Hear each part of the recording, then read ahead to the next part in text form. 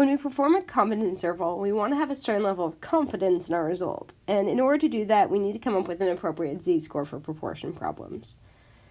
This relies actually on the sampling distribution. That is, what we think our samples will do if we go ahead and use a bunch of them to approximate the population.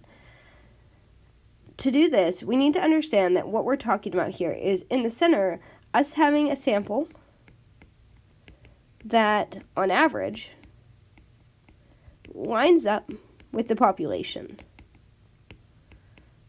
That is, when we take all of these samples, the value we get out should line up exactly with the population. That is, there shouldn't be any difference. It should be right down in the center. For example, in the 2016 election, we had 53% of white women voted for Trump. That means that if I were to go sample 100 random white women at a time, I would expect on average about 53% of those women to say they voted for Trump. Now, of course, this might be higher or lower, it just depends on the sample. But what we're saying here is that on average, our sample should have about 53% of white women voting for Trump. We can figure out how far our sample is away by figuring out how many standard deviations it lies from the actual center. And we know from before that one standard deviation out is about 68% of samples, 2 about 95, and so forth. We want to figure out exactly how far out we need to go to guarantee that that percent of our samples would fall in between there. So, to do that, what we'll do is we'll come up with the percentage we want.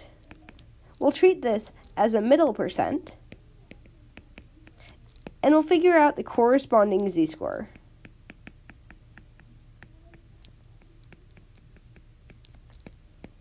We need to go with it. In this video, we're going to figure out how far out we need to go to get a 95%, a 98%, and 99% encompassed in between. For our first example, we'll be looking at 95%.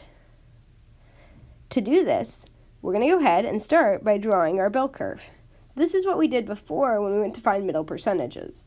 Now, I want to find the middle 95%, so drawing my lines there, I want this to be 95% in between. Well, if I want 95% in between, I need to recognize, once again, my z-table doesn't give me that. Instead, I need to go ahead and switch it over and look at a lower end tail.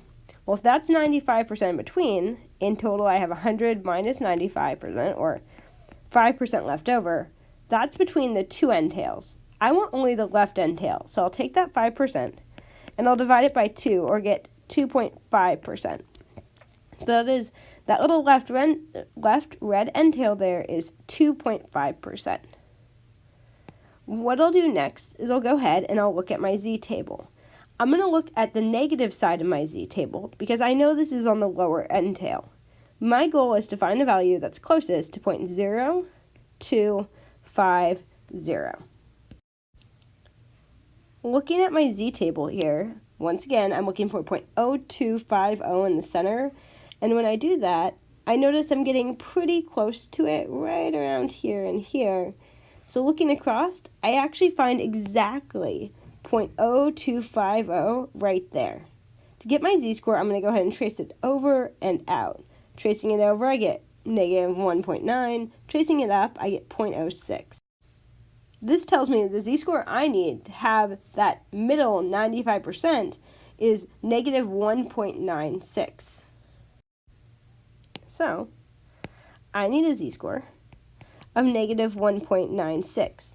Now, something to pay attention to here is if that's the middle 95%, that means this side has a z-score of negative 1.96. This one has a z-score of 1.96. In general, when we go to find the z-scores necessary to find a middle percentage, I'll go ahead and say we need a z-score of 1.96. When we do confidence intervals, we'll be doing plus or minus, and that plus or minus will account for the fact that I'm only writing down the positive. So that is, if I want the middle 95%, I need to go out 1.96 standard deviations.